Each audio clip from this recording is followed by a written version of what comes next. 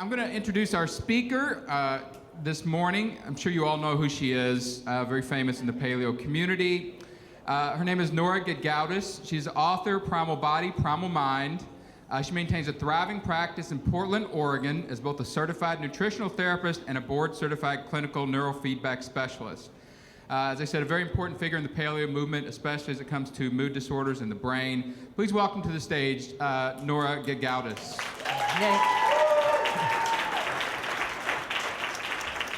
Thank you. I'm not used to having this traveling, Madonna thing going here. So thank you so much for being here, and it's such a great opportunity to be part of this whole Paleo FX thing. And I want to thank all the staff and everybody, and my lovely partner Lisa, who just turned 50 and looks completely awesome. Anyway. So here we're talking, again with the macronutrients, Carbovore to Carnivore, Taming the Carb Craving Monster.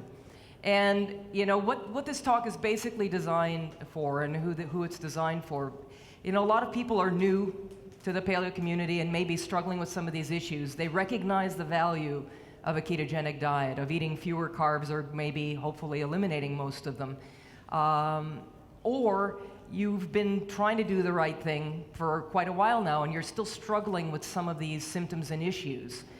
And it turns out it's not just as simple as eating the proper macronutrient ratio, that there are other things that can impinge on our insulin levels, on our carbohydrate, on our blood sugar, and all that kind of a thing. And so I kind of want to address some of that today. And some of you guys are going to recognize some of this in yourselves, and you may recognize some of these things in other people you know or people you work with, friends, family members, pets, whatever. So, the first place to start is, why would we have carbohydrate cravings in the first place? And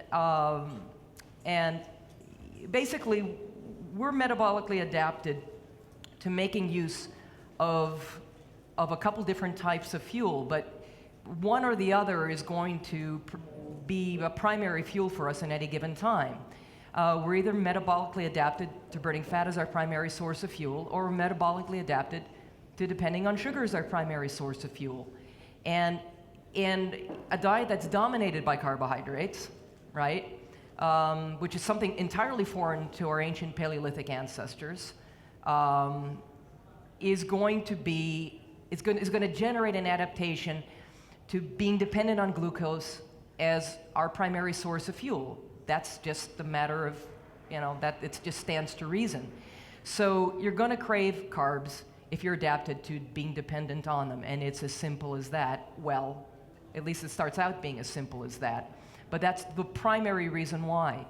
And as Robert Lustig has pointed out, and I know that he'd mentioned this and others have mentioned it as well, that there may have been an adaptation, and I don't doubt that there was, either seasonally or climatically, to going into periods of insulin resistance as a means of preparing for big seasonal or climatic changes.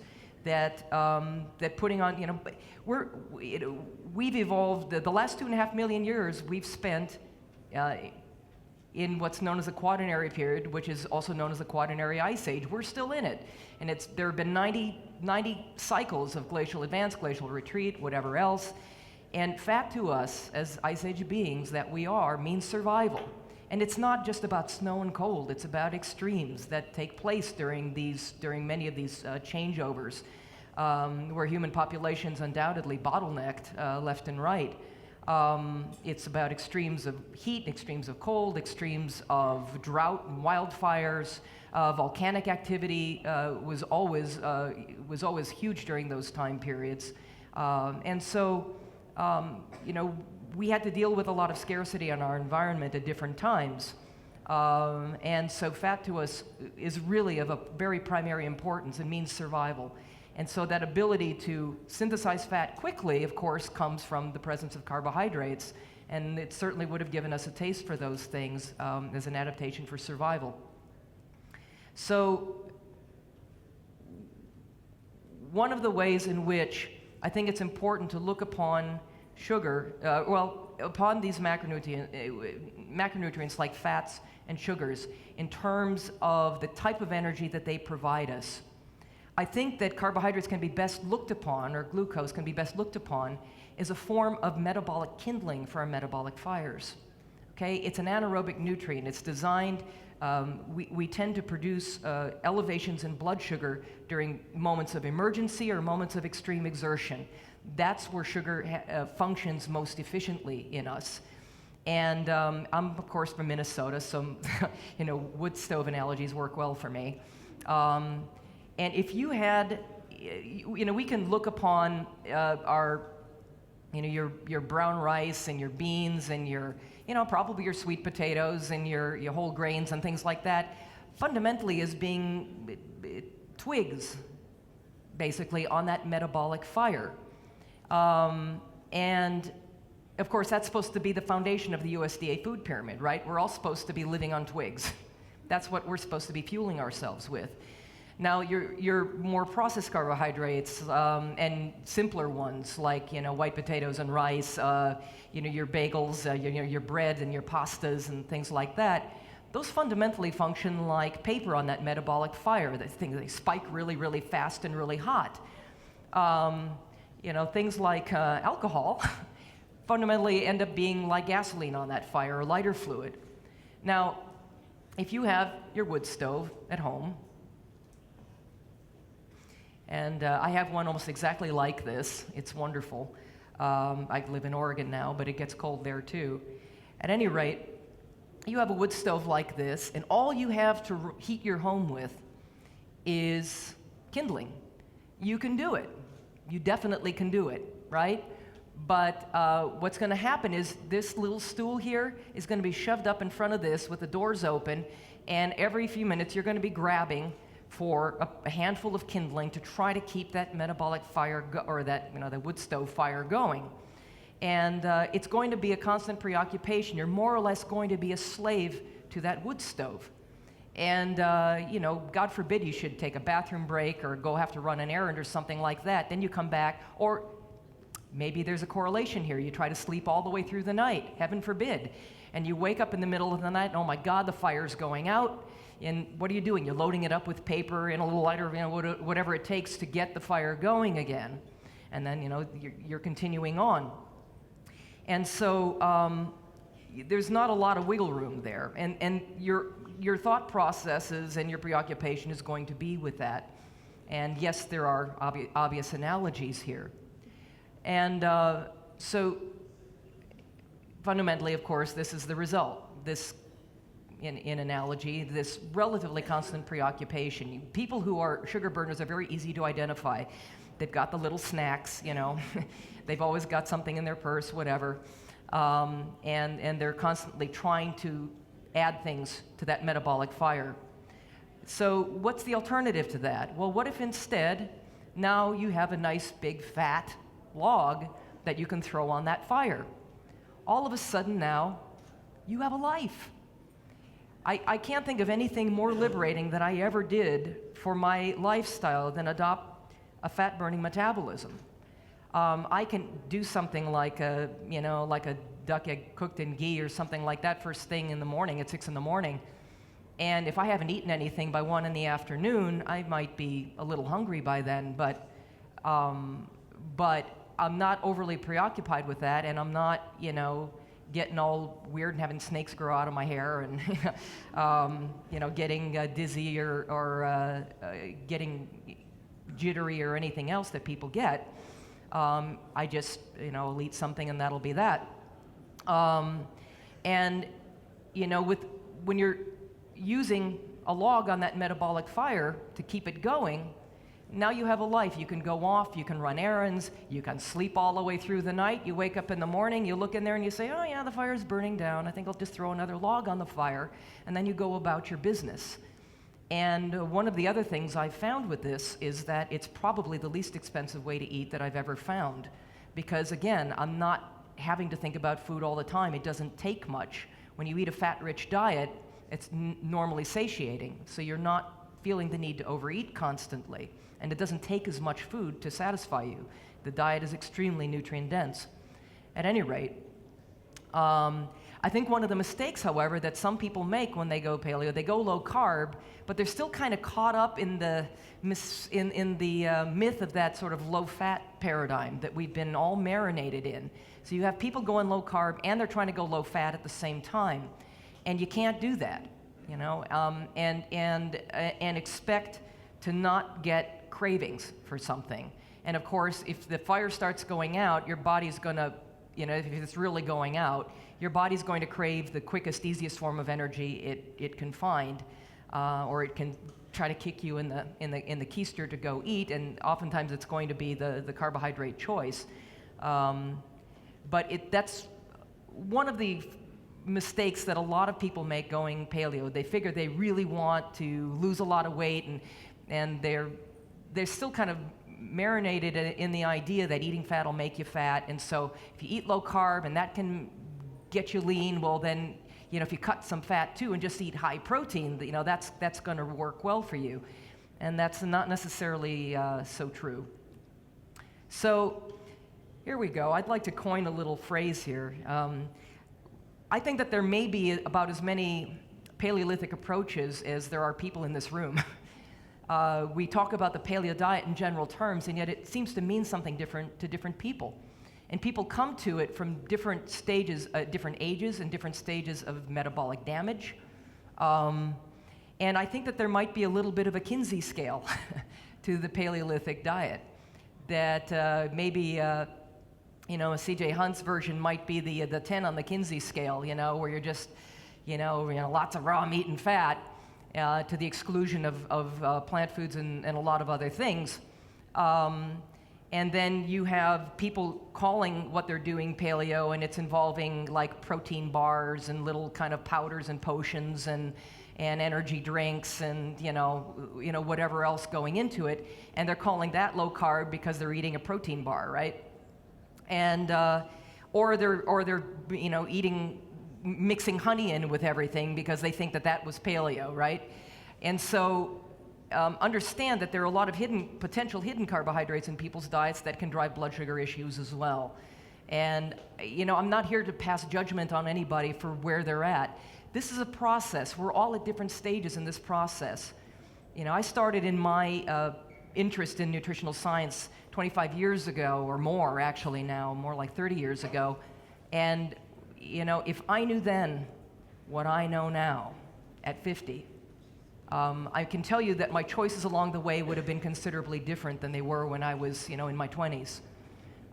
You know, when you're 20, you think you're immortal, and you just, you know, you want to get in those skinny jeans, and you want to, you know, have all kinds of energy and do all kinds of performance and be crazy, and all that's fine and good. Maybe that's appropriate for where you are along the way, but a lot of, you know, when you're that age, you may not have well-developed frontal lobes, and you're not thinking far enough ahead. Sooner or later, the chickens come home to roost. And I'm also here to tell you that we're not living in the world our ancestors lived in anymore.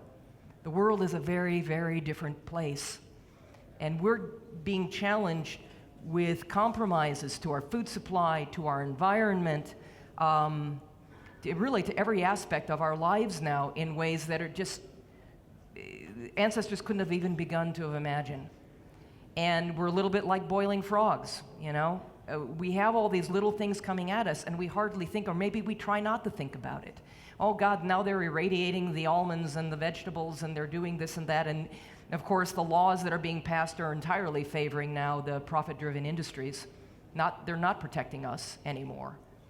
So it's up to us to protect ourselves, and with so much that's outside of our control, we need to take control of what we can. That's my view. It's not about being fear-mongering or afraid of what's going on. It's about being aware. To me, it's not about being fearful, it's about being informed and about making smart choices, because nobody's ever going to care more about your health or well-being than you. And if you cannot afford to be sick, you cannot afford to not eat optimally well. So with that little soapbox speech, I'm going to move on here. So, thank you. Awesome. Thank you. So how do you know if you have a blood sugar issue? It's like, how do you tell, right? Here's a question to ask yourself. How do you feel before you eat, right? before a meal, if you haven't eaten a long time, right? Are you really tired? I like cats. Are you cranky? Do you have a little bit of an attitude, right? Are you feeling something that rhymes with itchy? You know? You're growing snakes out of your hair, you know? Well, here's another question to ask yourself. How do you feel after eating, right? Are you feeling totally dragged? Do you want to go take a nap after a meal? It's like, oh God, I just ate. You know, I think I need to go lay down, take a nap for a little bit, right? Or do you feel like, yeah, now I feel better. Now I'm energized. I can get out there and, you know, whatever else. If you answered yes to any of these questions, you've got a problem. This is not normal. This is dysglycemia. This is a problem with blood sugar. Okay? How are you supposed to feel before you eat? Hungry. That's normal to feel hungry if you haven't eaten in a long time. How are you supposed to feel after you eat? Not hungry. That's as complicated as it's supposed to get, and that is literally how it is supposed to be. That is what's normal. What passes for normal is what's common. Just like hot flashes in menopausal women. Oh, that's normal. No, it is not normal to have these things, just because it's common. This is not the way it's supposed to be. What's supposed to happen is one day you stop having your period and you're going, well, I guess the period's done. That is the way it's supposed to be. You're not supposed to go through hell and back. But I will tell you right now that if you are having a hellish perimenopause or menopause, the health of your menopausal state is going to be the health of your basically adrenal function. The health of your adrenal function, first and foremost, is going to be what you've been doing with your blood sugar for the last 40 or 50 years. And the better you have control of your blood sugar, that's one major layer of the onion. It's not the whole picture. I'm talking about this carb thing. It's not the whole picture, but it's one big piece we all have control over. And of course, you'll see really quickly there's a ton of other things that are that can impact this whole thing. So of course, the alternative is using fat as your primary source of fuel instead. And really, who doesn't want that? What's ketosis? It's a state in which you're using fat as your primary source of fuel. You're freely burning fat for energy. Who doesn't want, what's not to love about that, right? So what gets in the way of this, right? What's the monkey wrench? I know it's kind of a weird, disturbing slide, but that could be kind of fun. Well, there are a number of them. One of the first to consider, and it was mentioned in the panel discussion, is this whole opioid effect of sugar. Sugar will basically release opioids and dopamine, in response to sugar impacting these limbic or pleasure centers in our brain. And that's really powerful, and it can be extremely addictive. Now, I'm not suggesting that everybody that eats sugar is addicted to it, but it is a potentially highly addictive substance. Some people are more sensitive to opioids than others. And one other example of this is in gluten sensitivity. In gluten grains, there is a gluten peptide called gluteomorphin. And this particular peptide is a very potent natural opioid that is present in. So it's like almost, like your grains version of heroin, right? And some people can eat those things and not be particularly influenced by them, and others can become extremely addicted. And one of the things in gluten testing, and Cyrex Labs now is offering these much more sophisticated gluten panels. The only accurate gluten testing anywhere is the testing being done by Cyrex Labs, cyrexlabs.com. And their Array 3 panel looks at at least a dozen different peptides of gluten. And people who find out in advance of eliminating gluten that they have gluteomorphin sensitivity, it's really good for them to know, because when they first give it up, they're going to feel worse. They're literally going to go through what amounts to an opiate withdrawal in adapting to that gluten-free diet. And it's good to know this in advance, and there may be some things that you can do to head that off. But the same thing with sugar. Some people give it up, and dear God, they think they're gonna die, that this is like the worst thing that they ever went through in their entire lives. It's not that everybody experiences this, not everybody's that addicted, but it is a potential problem. So Food sensitivity issues. Here is a major influencing factor with respect to insulin and potentially dysglycemia. And I will say throughout most of this that the more ketogenic you are going into these kinds of issues, the less of a problem you're going to have struggling with it, although you still may experience some symptoms in some cases, but it will be easier to overcome. But food sensitivity issues, I have somebody who's really trying to do the right thing and they're still struggling a little bit, or their blood sugar's rollicking back and forth. I'm looking very carefully with them at what potential either diagnosed or undiagnosed food sensitivity issues they might be dealing with, because when we consume a food to which we are sensitive, that's a stress response.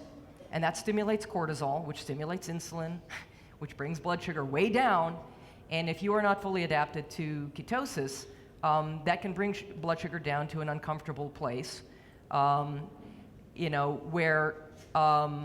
and it can literally result in insulin resistance, can help perpetuate insulin resistance in people seemingly eating all the right things, but maybe some things that are very, very wrong for them.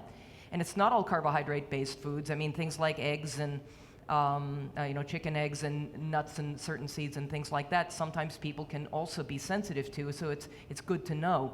But we often crave, here's a hint, we often crave the very foods that we are the most sensitive to. So as a nutritional therapist, one of my first questions oftentimes is, what food do you feel like you could just not live without no matter what, right? A few years ago, I would have maybe said something like Kerrygold butter. It was an interesting obsession. And then it turns out that casein is a major cross-reactive thing for me. So I can't do any of that anymore. No more butter, no more cream, no more cheese, none of that. I seem to be able to get away with grass-fed ghee, and that works really well for me. And I found substitutes for most of the rest of it, so I'm doing totally fine. But it was a shock to learn. I really didn't realize. And that's just it. People say, well, I don't have a problem with that. Don't be so sure. You don't know it really until you test one way or another. One of the other issues, Candida yeast overgrowth. In fact, I'm going to advance through these slides a little bit because this, and this bring us to an understanding that sometimes when you have cravings for carbohydrates, sometimes those cravings aren't necessarily yours. Sometimes we have things occupying our internal environment that are giving us cravings for the things that are designed to feed them, and in the process not be so beneficial for you.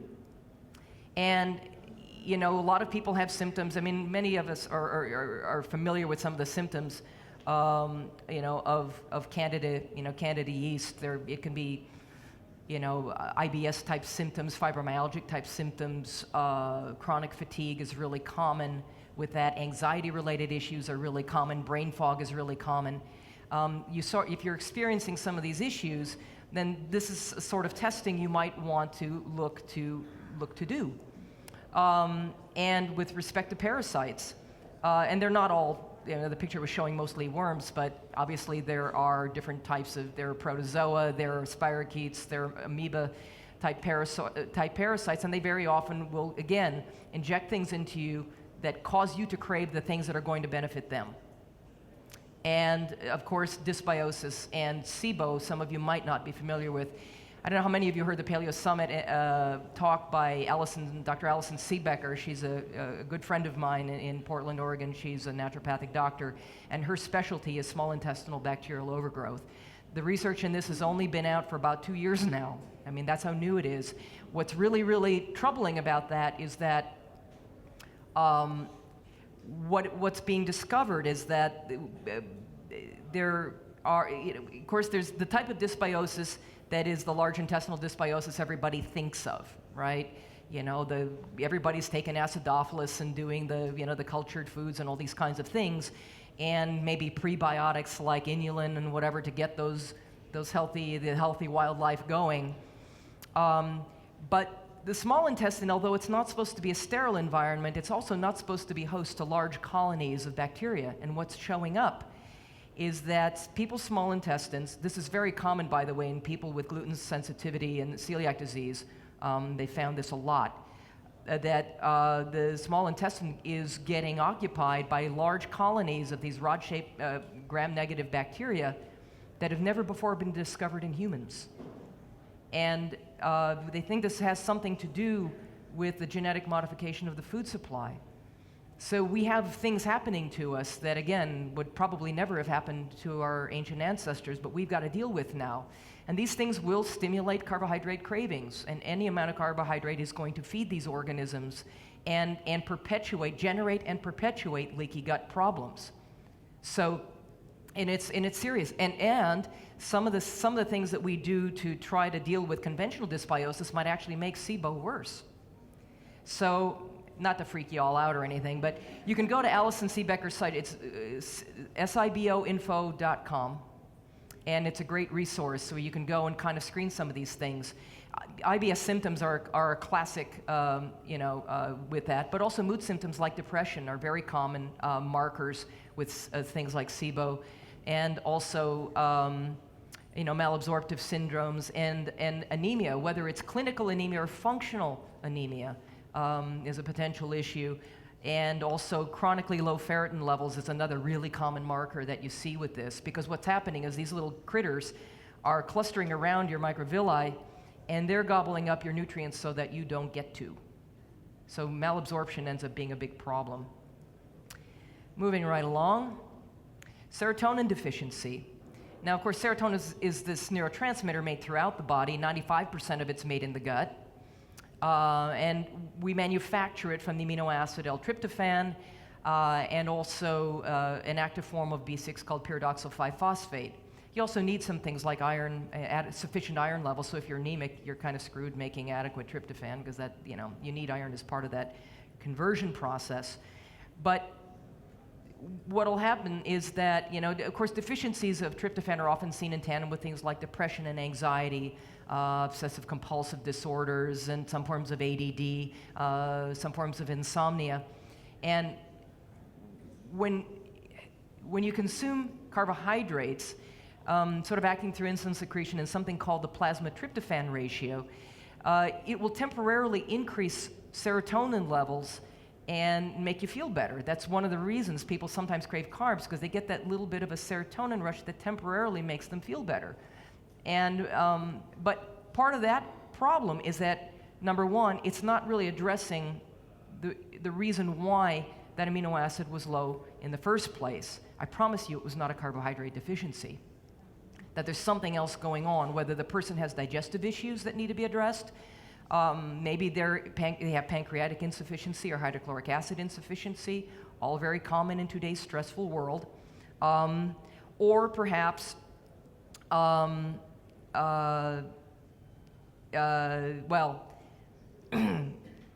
not getting sufficient intake of the appropriate proteins or whatever. For whatever reason, the other very, very common reason, by the way, because the whole neurotransmitter model, for instance, of depression and anxiety now is so 1980s. And if you look at what's happening in the current immunologic research and all the research surrounding depression, if you really Google this, you will find almost all the serious research is looking at what's called the cytokine model of depression. That it's no longer being viewed as a neurotransmitter deficiency, although that's where the medications are at. They're still profitable, so who cares, right? But where the reality of the situation is that depression is being increasingly viewed much more accurately as an inflammatory disorder. And part of what goes on with depressive states is that when we're experiencing cytokine surges from whatever, whether it's from an immunologic reaction to something, or we have a chronic infection of some kind, or chronic inflammatory state from whatever else, inflammation will have a dampening effect on hypothalamic output.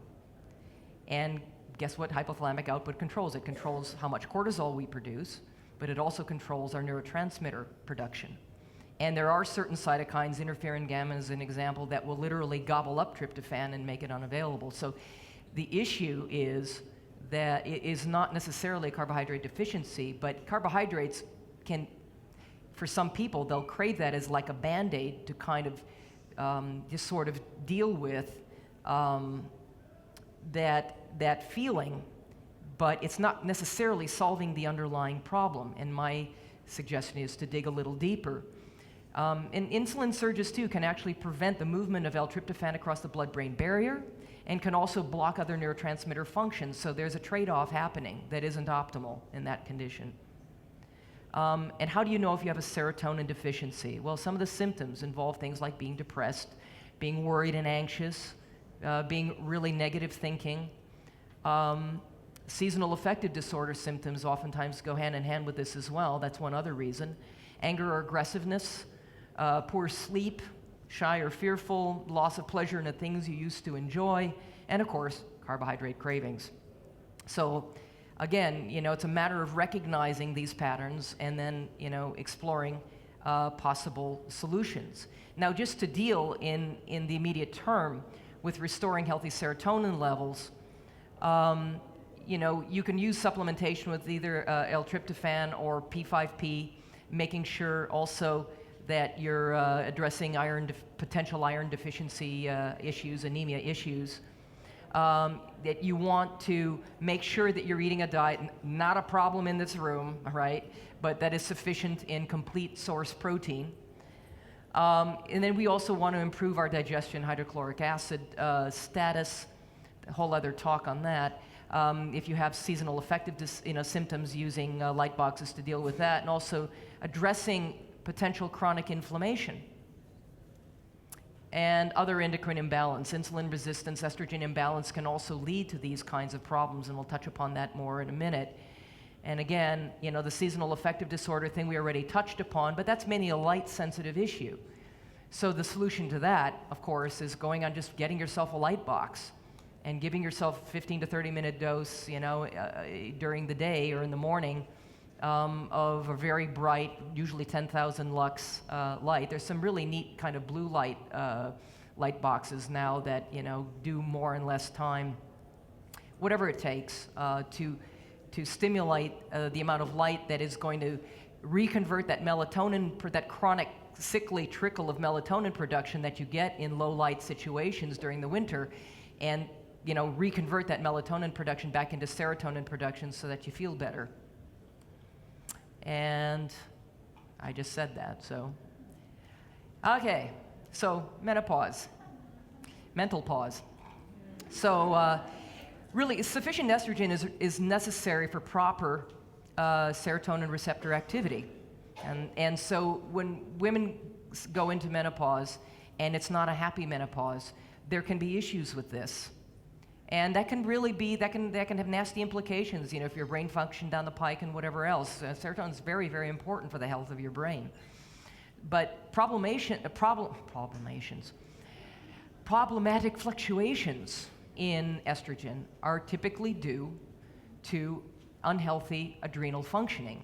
And by the way, the health of your adrenals is not the health of your gland. The health of your adrenal function is about the health of your brain. And that's that's a big myth. Everybody thinks, oh gosh, my adrenals are acting up. I got to start taking B5 and vitamin C and glandulars and things like that. And you may never get anywhere at all. It's quite rare, I think, for people to get places with that. The number one thing to properly, and healthfully restore healthy adrenal function is get control of those blood sugar issues. Better yet, my strategy is let's eliminate blood sugar from the energy, mood, and cognitive equation, and get ourselves on a fat-dependent metabolism, so that just is not entering into the equation. Now our adrenals have half a chance to recover, and it's not that that's the only thing impairing adrenal function, but again, it's taking control of what we can in the face of maybe what we can't. The other thing is, and this won't be popular here, but excess protein consumption. Particularly if a lot of times people come to paleo because they're metabolically broken, right? They're overweight, or they're struggling with all kinds of health issues. And they find paleo as a way of kind of restoring, or they're seeking it as a way of restoring their healthy metabolic function. But they've been dysglycemic for a long time. Their blood sugar's been all over the place, they're struggling with insulin resistance or whatever else. When you are dependent on sugar as your primary source of fuel, your body learns to become very clever and very creative at being able to create sugar from from lots of other things that may be available too, well, namely protein. Your body becomes very efficient at converting also protein to sugar for its primary source of fuel, in addition to making use of dietary protein that way. And so when we consume protein in excess of what we need for our structural or metabolic needs, there is a significant percentage of that, it's not all, but there's a significant percentage of it that is going to get converted to sugar and used exactly the same way. I mean, that's just the reality, that you're not necessarily benefiting yourself by consuming more than you actually need. You're producing extra, metabolites your body has to get rid of. There's nothing that takes more energy, by the way, than the digestion of protein. It just really saps a lot of energy. Now, you get good things from it, but a certain amount of it's going to go to structure. And we have about 55,000 other things that the body uses proteins for. But beyond that, the rest of it is going to end up getting sent off to be converted to energy and stored the same way. And that I think this is one reason why some people actually fail maintaining the paleo diet and being comfortable with it, and also why a lot of people failed with the Atkins diet, is that they go from these problems with broken metabolism to just, being told they can eat as many slabs of meat as they want. And their body continues, unbeknownst to them, to be dependent on sugar. Now, they may be producing ketones. That doesn't necessarily mean they're using them efficiently. People are, they're peeing on these little things they get at the drugstore, and hey, I'm in ketosis. Isn't that great? Just because you're producing ketones doesn't mean you're using them efficiently. So, to stimulate your body to use them efficiently, you've got to tell your body, don't go looking for that. This is what you got to use, and make use of this. Give your body fat, and it'll get the hint. But when you're continuing to kind of indirectly feed sugar into it, you're still maintaining some dependence on sugar as a major source of fuel, whether you're aware of it or not. And carb cravings can sneak into that. And sometimes they come back for people with a vengeance, because it's sort of like saying, well, this is your main source of fuel, but I'm only going to give you this much now, so deal. And people will deal for a while, and then they start looking, they start driving by those Krispy Kreme shops, and whatever else, and it starts to look better and better to them, or, and it becomes very easy to fall off that wagon. So part of this is more than just how paleo are you, but also how dysregulated were you before you adopted paleo. If you weren't that dysregulated, if you weren't eating junk food before you adopted paleo, then eating a little more meat might not be, generating so many problems for you in this regard. But I'm telling you, I've seen where this can be a problem. And just cutting back to making sure that your protein needs are being met, but that they're not being overly exceeded. I'm just saying. No judgments. All right, cool.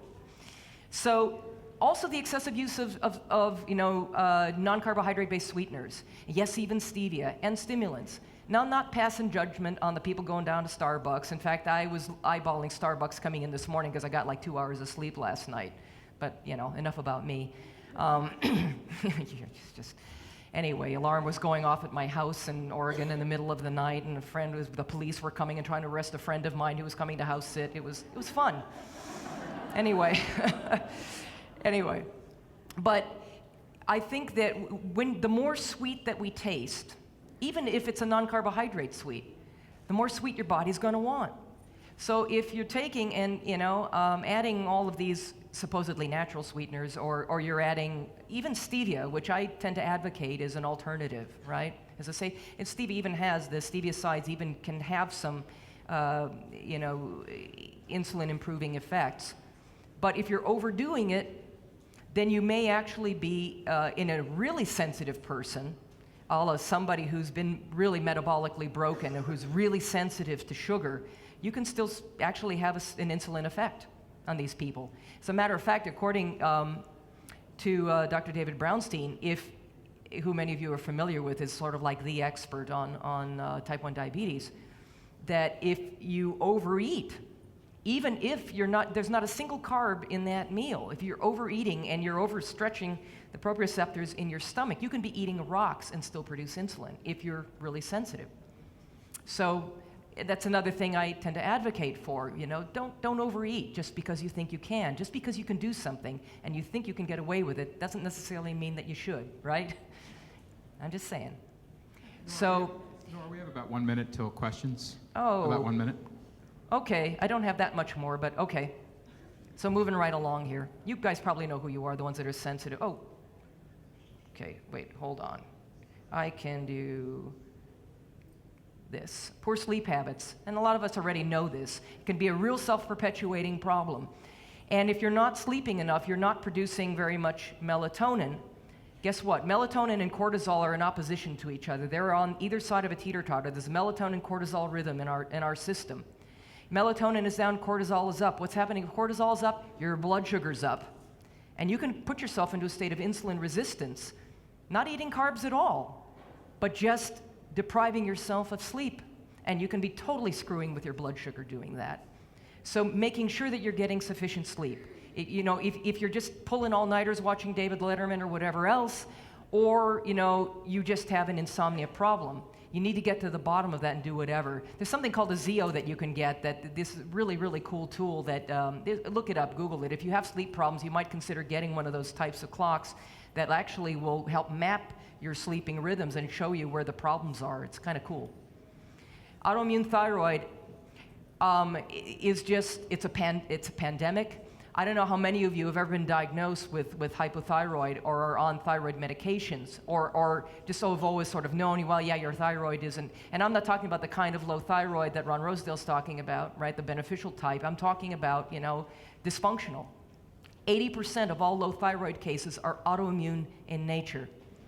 And what I would urge you to do is go out and get a thyroid antibody test. You might have to arm wrestle your doctor to get you to do it, to get them to do it, because they're not going to care one way or another. They treat it the same way. But it matters very much to you, because if your thyroid is autoimmune in nature, your primary problem isn't thyroid, it's immune, and it needs to be addressed on that level. I could give a whole talk on this, and I would love to, but I'm not going to. But what I will tell you is that I've not met a Hashimoto's sufferer yet. And every woman in my family, but me, has Hashimoto's. So I'm very, very familiar with this, and I see a ton of it in my practice because I look for it.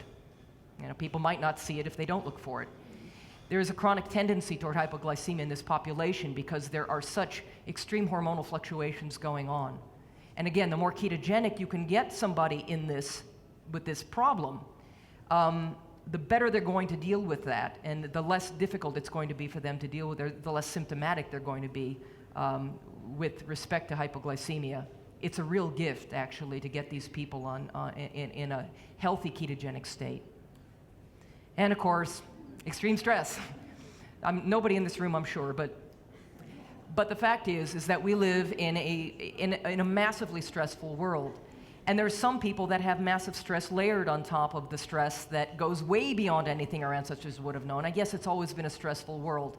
But if on top of all this, you're going through a divorce, or hey, now you've just been laid off from your job, or some family member has been diagnosed with a terminal illness. This kind of thing's happening left and right these days. Or now your home is being foreclosed on, and you're going to be on the street in a couple of weeks. You're dealing with extremes of stress. You are a cortisol factory.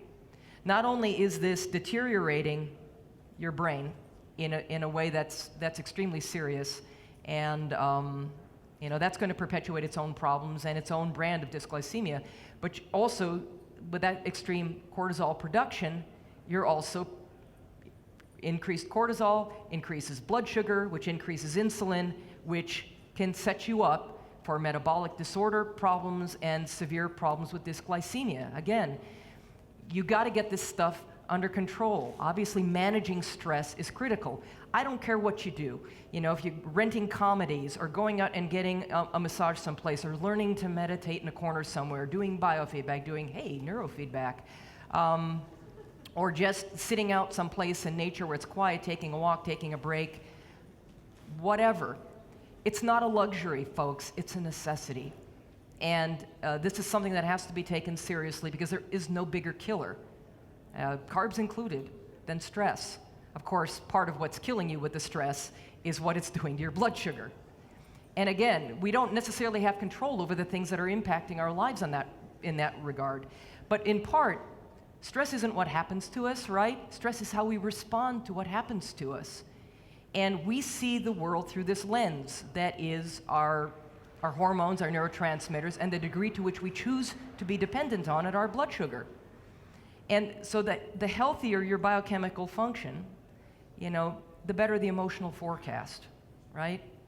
So the more you can do to take control of how your body responds to stress by, if you're dependent on blood sugar, I'm telling you, you have, you're like this all day long. Your body's you're going to have to manage that blood sugar. I got better things to do with my time than be managing my blood sugar all day long.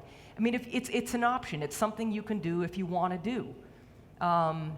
But there's so many other things to try to stay on top of with respect to health these days that to me, I want that to be the least of my concerns. Get that out of the energy mood cognitive equation and get on with my life and focus on other things, because I promise you, I'm as healthy as I am, not because I have great genetics. Believe me, autoimmune disease, cancer, mental illness, Alzheimer's, all kinds of these things run in my immediate family.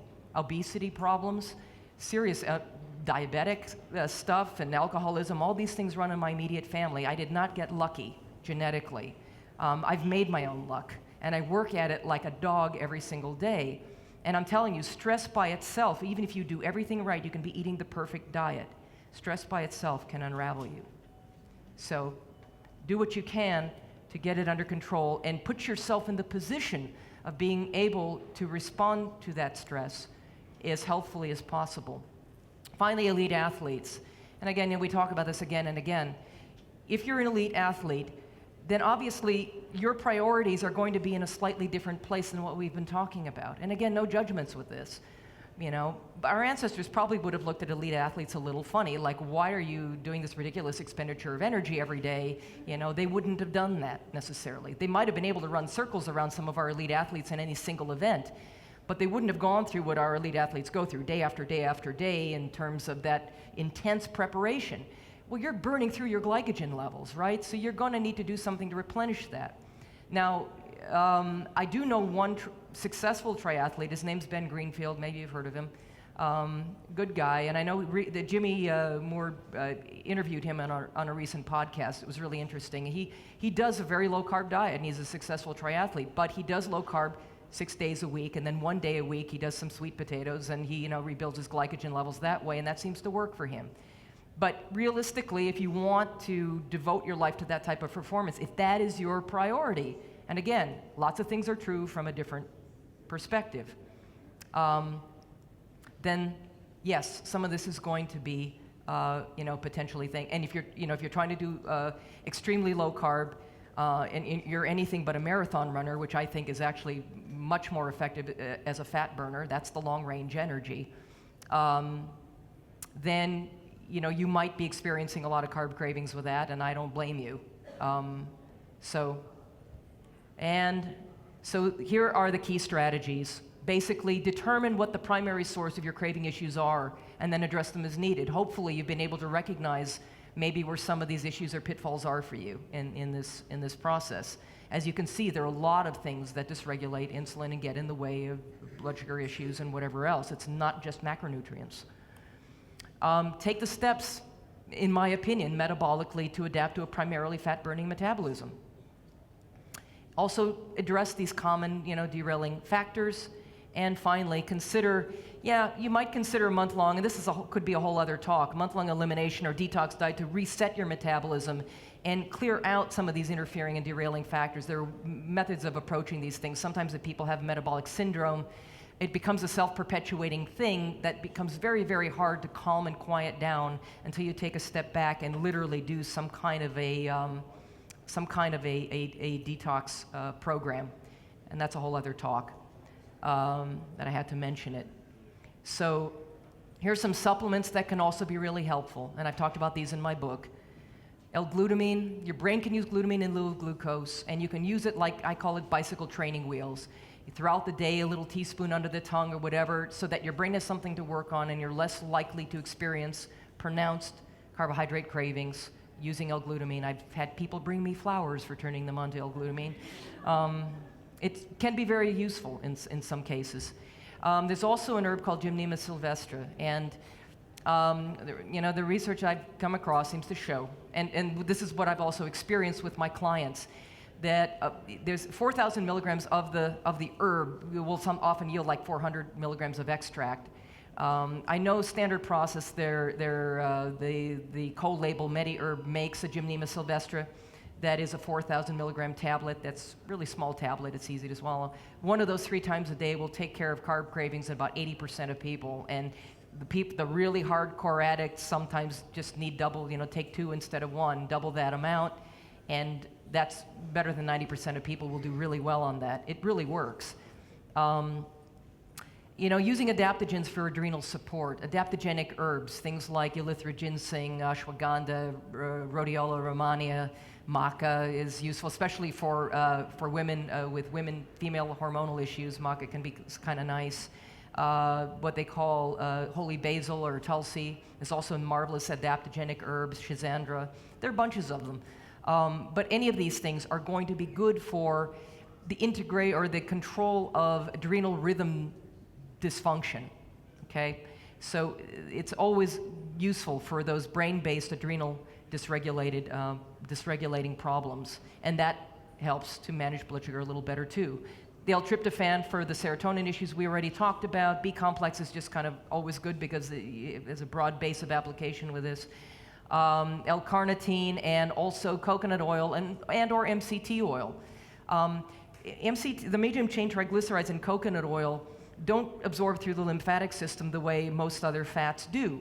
It'll literally get absorbed directly into the portal blood, convert very readily to ketones, and it can be a way of kickstarting the ketogenic process with a very usable, ready source of energy.